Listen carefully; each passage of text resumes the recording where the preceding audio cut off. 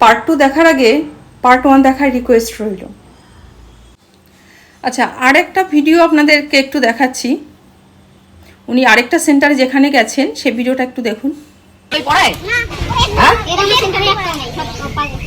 5 বছরের ছোট কারা আছো? আরো যখন ছোট ছিল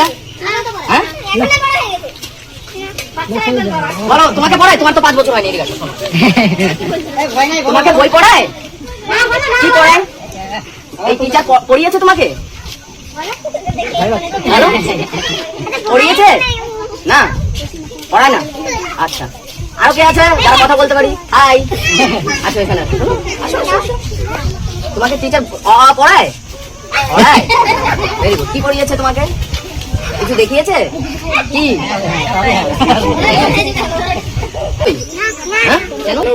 তো দেখলাম তো এখানে উনি যেই সমস্ত বাচ্চাদেরকে দেখাচ্ছেন সেগুলো 3 থেকে 5-এর বাচ্চা নয়, আমাদের 3 থেকে 5 বছর পর্যন্ত প্রি স্কুল হওয়ার কথা। তো এখানে কিন্তু 3 থেকে 5 বছরের বাচ্চা এরা নয়, এরা কেউ 1-এ বা কেউ 2-তে এইরকম পড়ে। তো ছোট বাচ্চাটিকে দেখুন, সে কিন্তু স্বীকার করলো যে হ্যাঁ দিদিমণি তাকে পড়ায়। পাশে যেই ঘরটা দেখতে পাচ্ছেন সেটা হচ্ছে ওনার সেন্টার।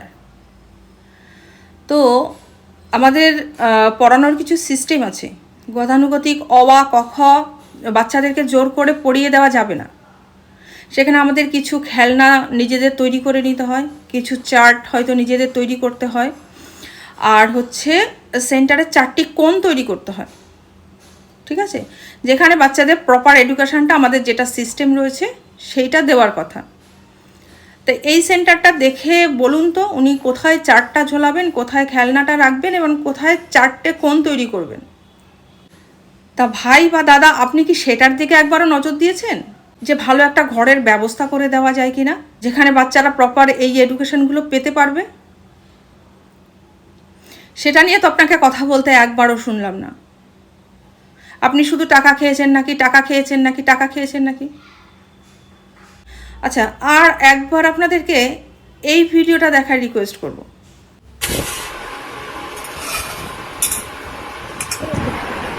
আজ থেকে বাচ্চাদের যে স্কুলের খাবার দেখতেই পাচ্ছেন, এটা হচ্ছে আমার দিদির মেয়ে। তো তার স্কুলের যে খাবার আজকে 1 জুন স্কুলে যখন আনতে যাওয়া হয়, বলে যে সরকার টাকা পাঠায়নি, এখন ডিম দিয়ে আপাতত বন্ধ থাকবে। তো ওটাই বলার ছিল যে ওদের জন্য ডিম বড্ড প্রয়োজন। এইটুকুনি বাচ্চাদের মানে কি বলবো, এদের জন্য পুষ্টিটা বড্ড প্রয়োজন, একটু ভাবুন। আচ্ছা, দেখলেন ভিডিওটা? আচ্ছা, খাবারটা ঢালার সময় বাচ্চাটা কিন্তু বারবার করে ডিমটা চাইছে, ডিমটা এখানে দেয়া হোক, ডিমটাই দিতে বলছে। তো দাদা, এই যে এই সমস্ত ভিডিওগুলো আপনাদের কাছে যায় না? বা এখন যা পরিস্থিতি হয়ে রয়েছে, আইসিডিএস সেন্টারগুলোতে ডিম চালানো যাচ্ছে না। তো এই রকম অবস্থায় আপনাদের তো আর কোনো ভিডিও আসছে না দেখছি। বাচ্চারা যাতে ডিমটা খাওয়ার মতন একটা পরিস্থিতি তৈরি হয়, সেটার জন্য যে আমাদের এত আন্দোলন চলছে।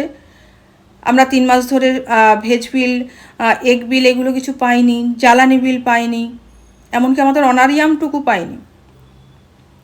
এই রকম অবস্থায় আপনাদের ভিডিওগুলো কোথায়?